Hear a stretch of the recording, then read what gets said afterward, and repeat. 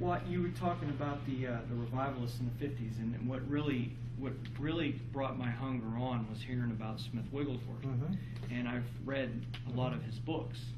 And as soon as I started reading his books, you can ask my wife, I was paying more attention to Mr. Wigglesworth than I was her. You know what I'm saying? And then I didn't understand what the baptism of the Holy Spirit was, and then in church one day I was just, and then all of a sudden I got hit with a hammer, and I didn't know what it was, and I just started praying in tongues. And, you know, it was just amazing.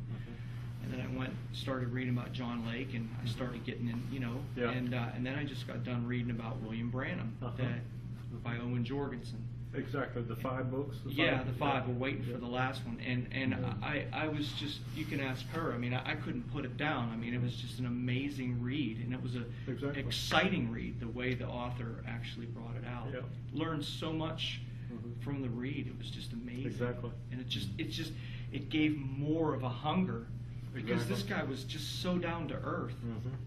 You know, I don't know how it ended, to be honest with you, but where I'm at the end of book 5, this guy was a very humble man at that point in time of his life. Now, myself, back when all of this started coming to me, T.L. Osborne was a big influence on me back in the 70s, because I didn't know much of these other guys, but I would consume everything I could get my hands on with T.L. Osborne, of the miracle crusades, and all these people were being healed. And it was just astounding. And what's really interesting about T.L. Osborne, he wasn't from McMinnville. He was, you know where McMinnville is, right? Yeah, not too he was far pastoring there. He was pastoring there when him and Daisy went to William Branham's meeting here in Portland. That was right here, and where he saw William Branham ministering deliverance to a deaf girl. And T.L. said it's like 1,000 voices just flying by and said, "You can do that. You can do that. You can do that."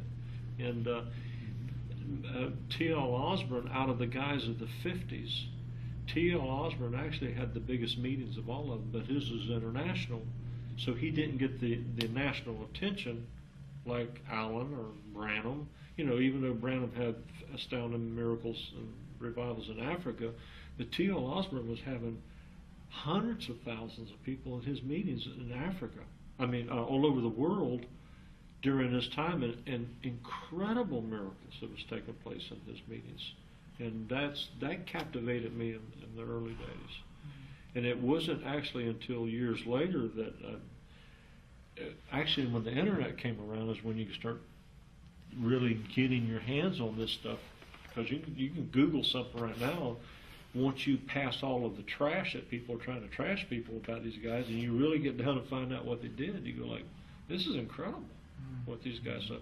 William Branham, and back in the '40s, what the guy was used, like he was actually the catalyst for the Voice of Healing revival that took place with the I think he was, it was like 168 evangelists was inspired by William Branham to go out. All of these guys were inspired because of the miracles that would take place in his meetings.